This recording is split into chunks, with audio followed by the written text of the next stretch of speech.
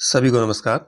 रीट अध्यापक पात्रता परीक्षा मॉडल पेपर नंबर 3 पर आज हम चर्चा करेंगे। आज का टॉपिक रहेगा बाल विकास एवं शिक्षा शास्त्र और कुल 30 प्रश्न इसमें लिए हैं। देखिए, पीछे के 2 मॉडल टेस्ट पेपर अगर आपने नहीं देखे तो पहले उनको देखिएगा। बहुत ही शानदार प्रश्नों को उसमें संकलन किया गया है और ये है मॉडल पेपर नंबर 3। चलिए, प्रश्न संख्या पहला है, रचनात्मक आकलन की तकनीक का चयन कीजिए। रचनात्मक आकलन की तकनीक का चयन कीजिए। ऑप्शन फर्स्ट है प्रदत्त कार्य, सहपाठी संकलन, पोर्टफोलियो या क्रम निर्धारण मापनी। रचनात्मक आकलन की तकनीक, चारों में से जो भी सही विकल्प है उसका आप चयन कीजिए। सही उत्तर होगा ऑप्शन नंबर इसमें सेकंड होगा, सहपाठी आकलन। सहपाठी आकलन। प्रश्न संख्या दूसरा है, निम्नलिखित में से कौन सा विकास का नियम नहीं है। विकास का नियम कौन सा नहीं है। ऑप्शन पहला है, विकास परिपक्वता एवं सीखने की उपज है। ऑप्शन सेकंड है, विकास आनुवंशिकता एवं वातावरण की अंतःक्रिया का प्रतिफल होता है। थर्ड ऑप्शन है, विकासात्मक पैटर्न में पूर्वानुमेय गुण होते हैं और विकास में परिवर्तन होता है। चारों में से कौन सा एक विकास का नियम नहीं है उसका चयन करना है। ऑप्शन इसमें चौथा सही होगा, विकास में परिवर्तन होता है। चौथा ऑप्शन इसमें सही होगा, ये विकास का कोई नियम नहीं है। प्रश्न संख्या तीसरा देखिए, ध्यान आकर्षित होने में की प्रमुख भूमिका होती है। किसकी? उद्दीपन की तीव्रता, उद्दीपन की विश्वसनीयता, उद्दीपन की सक्रियता या उद्दीपन की उपादेयता। ध्यान आकर्षित होने में किसकी प्रमुख भूमिका होती है। इस प्रश्न में ऑप्शन नंबर पहला सही होगा, उत्तर नंबर 1, उद्दीपन की तीव्रता। प्रश्न संख्या चौथा देखिए, RTE 2009 की किस धारा में सतत एवं व्यापक मूल्यांकन की चर्चा की गई है। RTE 2009 की किस धारा में सतत एवं व्यापक मूल्यांकन की चर्चा की गई है। धारा 27, धारा 29, धारा 14 या धारा 25। ऑप्शन इसमें सेकंड सही होगा, दूसरा ऑप्शन सही है। धारा 29 में RTE की जो धारा 29 है उसमें सतत एवं व्यापक मूल्यांकन की चर्चा की गई है। प्रश्न संख्या 5वां देखिए, ऑपरेशन ब्लैकबोर्ड परिणाम था किसका। NCF 2005 का, NPE 1986 का, NCF 2000 का या कोठारी आयोग का। Operation blackboard. ऑप्शन दूसरा सही होगा, NPE 1986 का ऑपरेशन ब्लैकबोर्ड परिणाम था। 1986 की जो नेशनल पॉलिसी थी एजुकेशन की, उसका परिणाम था ऑपरेशन ब्लैकबोर्ड। अगला प्रश्न है, छठा प्रश्न, राष्ट्रीय पाठ्यचर्या फ्रेमवर्क 2005 ने अपनी समझ से प्राप्त की। कहाँ से प्राप्त की। ऑप्शन पहला है, मानवतावाद, संज्ञानात्मक, व्यवहारवाद या रचनावाद। चारों में से सही विकल्प का चयन कीजिए। ऑप्शन फोर्थ इसमें सही होगा, चौथा ऑप्शन रचनावाद। राष्ट्रीय पाठ्यचर्या फ्रेमवर्क 2005 ने अपनी समझ है वो रचनावाद से प्राप्त की। कहाँ से? रचनावाद से। अगला प्रश्न है 7वां, क्रेस्मर के अनुसार किस प्रकार के व्यक्तित्व में मानसिक रोग उत्पन्न विवाद के लक्षण विकसित होने की संभावना अधिक होती है। किस प्रकार के व्यक्तित्व में मानसिक रोग उत्पन्न विवाद के जो लक्षण है वो विकसित होने की संभावना अधिक होती है। एस्थेनिक, पिकनिक, डिस्प्लास्टिक या एथलेटिक। ऑप्शन इसमें सेकंड, ये पहला सही होगा, एस्थेनिक। अगला प्रश्न है 8वां, अंतर्मुखी, बहिर्मुखी और उभयमुखी व्यक्तित्व का वर्गीकरण किसके द्वारा किया गया? ये जो 3 प्रकार है, ये वर्गीकरण किस मनोवैज्ञानिक द्वारा किया गया? कार्ल जी जुंग, क्रेचमर, स्प्रेंजर या शेल्डन? तो ऑप्शन पहला ही सही होगा, कार्ल जी युंग। अंतर्मुखी, बहिर्मुखी और उभयमुखी व्यक्तित्व का जो वर्गीकरण है, कार्ल जी युंग द्वारा किया गया।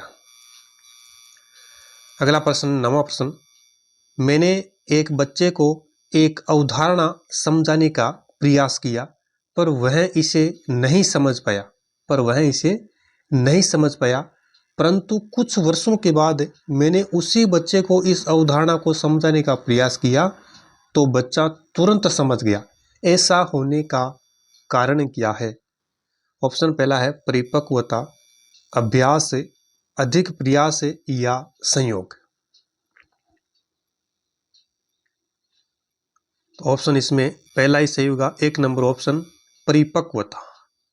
क्या होगा इसका उत्तर? परिपक्वता। प्रश्न संख्या 10वां देखिए, व्यक्ति के अशाब्दिक बुद्धि परीक्षण का उदाहरण है। व्यक्ति के अशाब्दिक बुद्धि परीक्षण का उदाहरण है बीने साइमन परीक्षण, टर्मन स्टैनफोर्ड परीक्षण, आर्मी एल्फा बुद्धि परीक्षण या भाटिया बैटरी परीक्षण। व्यक्ति के अशाब्दिक बुद्धि परीक्षण, इसमें ऑप्शन नंबर 4 सही होगा, भाटिया बैटरी परीक्षण। भाटिया बैटरी परीक्षण। फिर देखिए प्रश्न संख्या 11, पिछला अधिगम वर्तमान अधिगम विषयों के पुनः स्मरण में बाधा पैदा करता है, यह अवरोध है। पिछला अधिगम वर्तमान अधिगम विषयों के पुनः स्मरण में बाधा पैदा करता है, यह अवरोध है। अग्र सक्रिय पुरोगमन अवरोध, पश्चव्यापी तिरोगामी अवरोध, पश्चव्यापी तिरोगामी फल या अग्र सक्रिय पुरोगमन फल। चारों में से सही विकल्प का चयन कीजिए। ऑप्शन इसमें पहला ही सही होगा, 1 नंबर ऑप्शन अग्र सक्रिय पुरोगमन अवरोध। प्रश्न संख्या 12, बालकों में प्रभावी अधिगम हेतु निम्न में से कौन सा विकल्प सबसे कम महत्व रखता है? प्रभावी अधिगम हेतु सबसे कम महत्व कौन सा विकल्प रखता है? अधिगम के शारीरिक आधार, अधिगम के दार्शनिक आधार, अधिगम के बौद्धिक आधार या अधिगम के अभिप्रेरणात्मक आधार। इसमें ऑप्शन सेकंड सही होगा, दूसरा ऑप्शन अधिगम के दार्शनिक आधार। प्रश्न संख्या 13वां देखिए, शर्म और गर्व की भावना किस अवस्था में विकसित होती है? शर्म और गर्व की जो भावना है वो किस अवस्था में विकसित होती है? बाल्यावस्था, शैशवावस्था, किशोरावस्था या इनमें से कोई नहीं? शर्म एवं गर्व की भावना, तो देखिए इसमें ऑप्शन नंबर ये सेकंड सही होगा, बाल्यावस्था। बाल्यावस्था। प्रश्न संख्या 14, निम्नलिखित में से कौन सा आनुवांशिकता से निर्धारित नहीं होता है? आनुवांशिकता से निर्धारित नहीं होता है, बुद्धि, व्यक्तित्व, अभिवृत्ति या अभिक्षमता। कौन सा आनुवांशिकता से निर्धारित नहीं होता है? तो बुद्धि, व्यक्तित्व और अभिक्षमता होता है, अभिवृत्ति नहीं होती। ऑप्शन इसमें थर्ड से होगा, तीसरा ऑप्शन।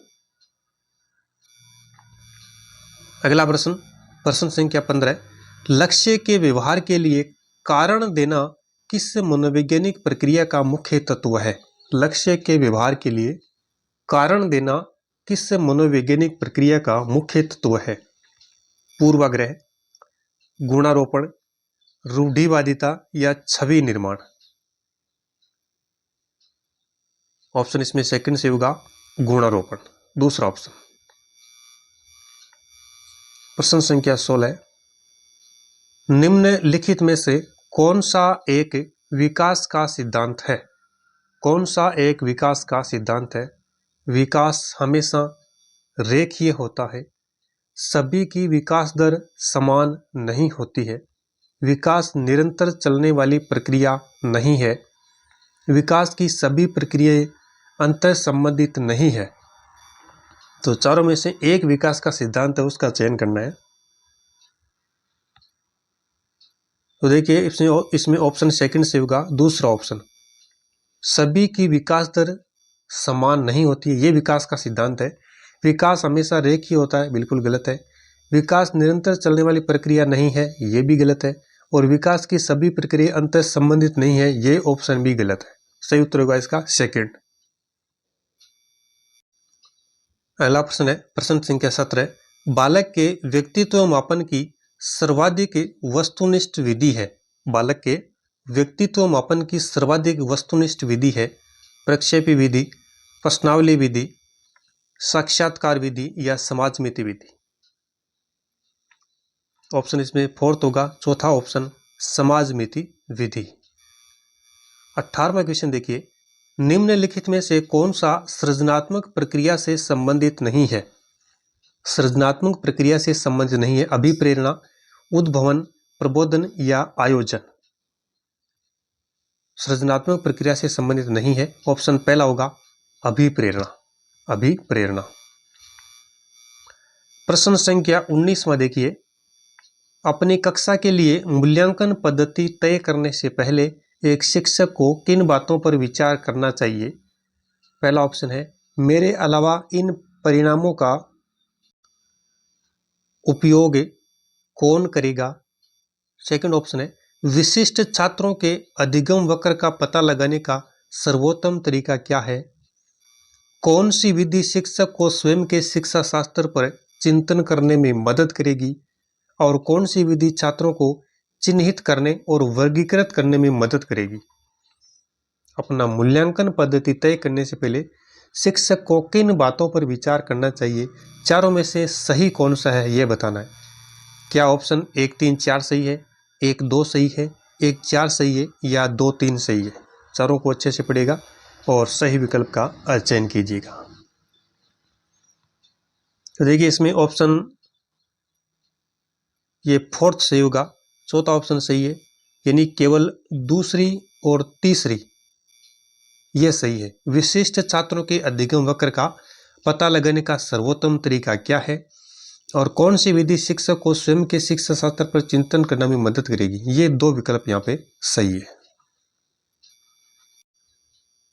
अगला प्रश्न है 20वां, बाल्यावस्था को संवेगात्मक विकास का अनोखा काल कहा है। किसने? किलपेट्रिक, वेलेंटाइन, क्रो या कोल एवं ब्रूस। संवेगात्मक विकास का अनोखा काल बाल्यावस्था को। सही उत्तर होगा क्रो या करो, ऑप्शन नंबर 3 इसमें सही होगा। अगला प्रश्न 21वां, इनमें से कौन सी एक विशेषता शैशवावस्था की नहीं है। जीवन का सबसे महत्वपूर्ण काल, सीखने का आदर्श काल, भावी जीवन की आधारशिला, व्यक्तित्व निर्माण की अवस्था। तो शैशवावस्था की विशेषता नहीं है, चौथा ऑप्शन सही होगा व्यक्तित्व निर्माण की अवस्था।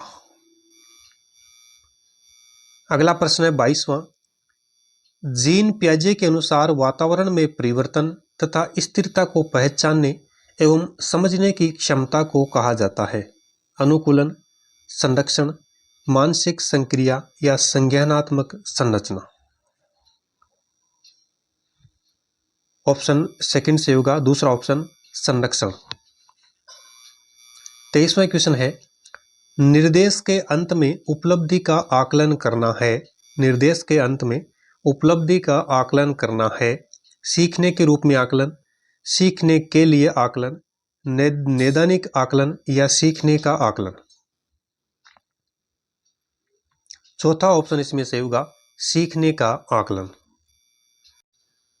प्रश्न संख्या 24वां, व्यक्तित्व मापन की कौन सी विधि में व्यक्ति का मूल्यांकन उसके संपर्क में रहने वाले लोगों से करवाया जाता है। मानदंड मूल्यांकन विधि, परिस्थिति परीक्षण विधि, जीवन इतिहास विधि या व्यवहार परीक्षण विधि। 24वां क्वेश्चन, ऑप्शन इसमें पहला सही होगा, फर्स्ट ऑप्शन मानदंड मूल्यांकन विधि। अगला क्वेश्चन है 25वां, सेल्डन ने शारीरिक गठन के आधार पर श्रेणीकरण मानते हुए प्रबल मेसोमॉर्फी व्यक्तियों का श्रेणी अनुपात क्या बताया है? 4, 4, 4, 7, 1, 1, 1, 7, 1 या 1, 1, 7। प्रबल मेसोमॉर्फी व्यक्तियों का श्रेणी अनुपात ऑप्शन तीसरा सही होगा 1, 7, 1, 1, 7, 1। 26वां क्वेश्चन है, इनमें से कौन सा विकल्प सही सुमेलित नहीं है? फर्स्ट ऑप्शन है विकास व्यक्ति में नवीन विशेषताएं तथा योग्यताएं प्रस्फुटित करता है, वुडवर्थ। विकास के किसी भी पड़ाव पर कोई भी वस्तु सिखाई जा सकती है, ब्रूनर। विकास एक सतत एवं धीमी धीमी प्रक्रिया है, हरलोग। विकास के स्वरूप में व्यापक व्यक्तिक विभिन्नताएं होती है, स्किनर। ये जो 4 परिभाषाएं दी गई है, कौन सा एक इसमें सुमेलित सही नहीं है उसका चयन करना है। तो देखिए ऑप्शन पहला ही इसमें सुमेलित नहीं है, फर्स्ट ऑप्शन है, ये इसका उत्तर होगा। विकास व्यक्ति में नवीन विशेषताएं या योग्यताएं प्रस्फुटित करता है। ये जो परिभाषा है ये हरलोग की है। किसकी है? हरलोग की। अगला प्रश्न है 27वां, शेषवा अवस्था की विशेषता नहीं है, आत्मगौरव की प्रवृत्ति, अनुकरण की प्रवृत्ति, रचनात्मकता या रटने पर आधारित स्मरण शक्ति। ऑप्शन तीसरा सही होगा रचनात्मकता, जो कि शेषवा अवस्था की विशेषता नहीं है। 28वां क्वेश्चन देखिए, विकास के संदर्भ में असत्य कथन है। विकास वर्तुलाकार होता है, विकास आश्रितता से स्वायत्तता की ओर होता है, विकास समग्रता से विभेदीकरण की ओर अग्रसर होता है, विकास विशिष्ट से सामान्य प्रतिक्रिया की ओर होता है। तो असत्य कथन है उसका चयन करना है। तो चौथा ऑप्शन इसमें गलत है, विकास विशिष्ट से सामान्य प्रतिक्रिया की ओर गलत होता है, ये प्रतिक्रिया की ओर होता है, ये ऑप्शन गलत है, क्योंकि विकास विशिष्ट से सामान्य नहीं, सामान्य से विशिष्ट की ओर होता है। 29वां क्वेश्चन है, उपलब्धि परीक्षण सामान्यतः के उद्देश्य से उपयोग किए जाते हैं? किसके? शिक्षण के बाद अधिगम की मात्रा के आकलन, एक विशिष्ट नौकरी के लिए उम्मीदवारों के चयन, शिक्षार्थियों की क्षमता और कमजोरियों की पहचान करने, या एक पाठ्यक्रम के लिए उम्मीदवारों के चयन। इसमें ऑप्शन पहला ही सही होगा, फर्स्ट ऑप्शन। शिक्षण के बाद अधिगम की मात्रा के आकलन के उद्देश्य से उपलब्धि परीक्षण उपयोग किए जाते हैं। और अंतिम क्वेश्चन है 30वां, प्रयास एवं त्रुटि में सबसे महत्वपूर्ण क्या है? वाद विवाद, प्रेरणा, अभ्यास या लक्ष्य? प्रयास एवं त्रुटि में सबसे महत्वपूर्ण क्या है? तो ऑप्शन इसमें सेकंड सही होगा, प्रेरणा। प्रेरणा, प्रेरणा को प्रोत्साहित करने के लिए एक बाधा की आवश्यकता होती है और बाधाओं को दूर करने के लिए प्रेरणा की आवश्यकता होती है। तो परिणामों से सीखने के लिए एक यादृच्छिक अनुक्रिया की आवश्यकता होती है। तो इसमें सही उत्तर क्या होगा? प्रेरणा। तो ये कुल 30 प्रश्न थे। आपके इन 30 में से कितने सही हो रहे हैं कमेंट बॉक्स में जरूर लिखिएगा और इस सीरीज को कंटिन्यू देखिएगा। बाल विकास के शानदार प्रश्नों का संकलन आपको मिलेगा। इस वीडियो में इतना ही, धन्यवाद।